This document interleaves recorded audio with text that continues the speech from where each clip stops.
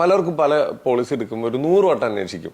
അപ്പൊ വെറുതെ ആൾക്കാർ അപ്പൊ അവർക്ക് അനുഭവം ഒന്നും ഉണ്ടായിട്ടുണ്ടാവില്ല. പക്ഷെ പറയും ഇല്ലടാ അത് ആ ക്ലൈം അത് വേണ്ട, ഈ ഏജൻസി എടുത്തോ, അത് പൈസ തരില്ല എന്നൊക്കെ പറയും. അങ്ങനെ തരാതിരിക്കാനുള്ള സാഹചര്യങ്ങൾ ഉണ്ടോ? തീർച്ചയായിട്ടും ഇല്ല.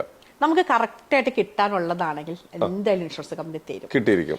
നമുക്ക് നമ്മുടെ സമൂഹത്തിൽ ഇപ്പം നമ്മൾ പറയുന്ന എന്നോട് ഇപ്പം ഇന്നൊരാൾ വിളിച്ചിട്ട് ചോദിച്ചത് ഏറ്റവും നല്ല ഇൻഷുറൻസ് കമ്പനി ഏതാണ്, അത് രജനിക്കൊന്ന് പറഞ്ഞു തരാൻ പറ്റുമോ, എനിക്ക് അവിടെ പോയി എടുക്കാനാന്ന് പറഞ്ഞു. അപ്പൊ ഞാൻ പറഞ്ഞു ഇവിടെ ഉള്ള കമ്പനിയിൽ ഒന്നിനെയും കൈ മോശമല്ല, എല്ലാ കമ്പനിയും നല്ലതാണ്.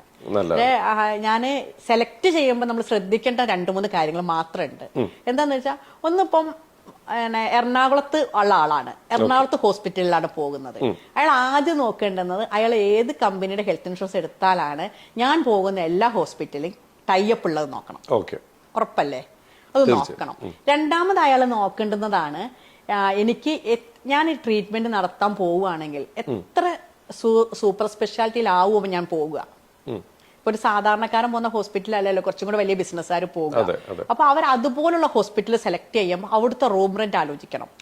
അവിടുത്തെ ഒരു ഡീലക്സ് റൂമോ അല്ലെങ്കിൽ അവിടുത്തെ ഒരു സ്യൂട്ട് റൂമിലോ റൂം റെന്റ് എത്രയാണ് ദിവസം വരിക നോക്കണം. അതിനനുസരിച്ചുള്ള പോളിസി വേണം സെലക്ട് ചെയ്യാൻ. മൂന്നാമത് അയാൾ നോക്കേണ്ടത് എന്താ വെച്ചാൽ എന്റെ ഫ്യൂച്ചറിലേക്ക് ഞാൻ ഏത് തരത്തിലുള്ള ട്രീറ്റ്മെന്റുകൾക്കാണ്